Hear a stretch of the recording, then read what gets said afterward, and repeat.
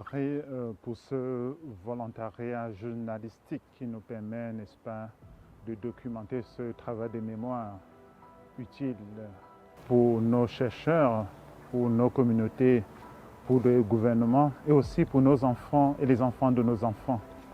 Vous étiez avec moi au musée ethnologique à Humboldt Forum de Berlin.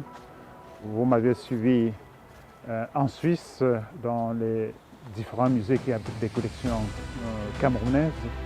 Vous m'aviez suivi également au British Museum à Londres, au musée métropolitain à New York. Nous étions également au musée du Monde Vet Museum à Vienne. Voilà, tout ce parcours témoigne, n'est-ce pas, de l'importance de construire et d'informer l'opinion publique sur un sujet potentiellement sensible, c'est la restitution. Je suis directeur général du musée royal de l'Afrique centrale, qu'on appelle Africa Museum. C'est un plaisir et un honneur de recevoir une délégation camerounaise, même si les 2/3 jusqu'aux 3/4 des collections sont en provenance du Congo. Pour nous, il est important d'avoir un dialogue avec toutes nos parties prenantes. Et donc, des délégations qui viennent de l'Afrique au sud du Sahara sont toujours les bienvenues ici, particulièrement le Cameroun.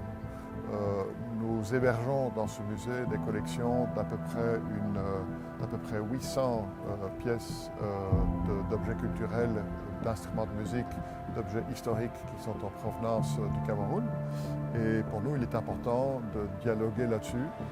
Il faut éviter que ces collections, qu'elles soient cachées, elles sont hébergées ici, elles sont dans les réserves. Mais par exemple, nous travaillons pour permettre l'accès à ces objets, au moins de manière virtuelle, par Internet.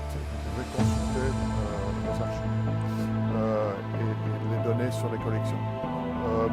Il y a bien sûr la collection de la restitution sur laquelle la Belgique a une loi qui a été votée en 2022 qui permet la restitution quand un objet a été volé, quand il a été obtenu par la manipulation ou par la violence. Et c'est dans ce contexte aussi que cette visite prend place. Le dialogue entre les cultures est essentiel et la question de la restitution en fait partie. Pour moi, en tant qu'ancien ambassadeur, en tant qu'ancien diplomate belge et européen, il est important d'avoir ce dialogue, de bien réfléchir et surtout d'avoir l'implication des gouvernements de part et d'autre. Parce que les jeunes objets qui sont ici actuellement, d'un point de vue juridique, ils sont la propriété de l'État belge.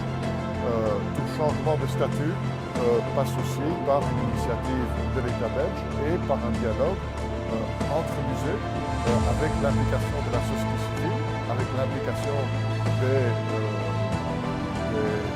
communautés ressources et bien sûr aussi l'implication de l'État par la voie diplomatique. Donc ça, ce sera important de bien maintenir ce dialogue au niveau officiel, au niveau diplomatique, comme entre les professionnels du musée et avec la société civile.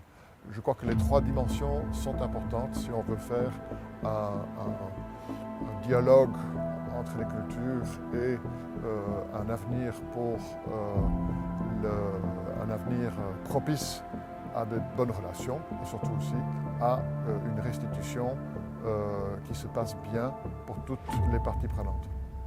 Impeccable. Merci beaucoup, monsieur le directeur.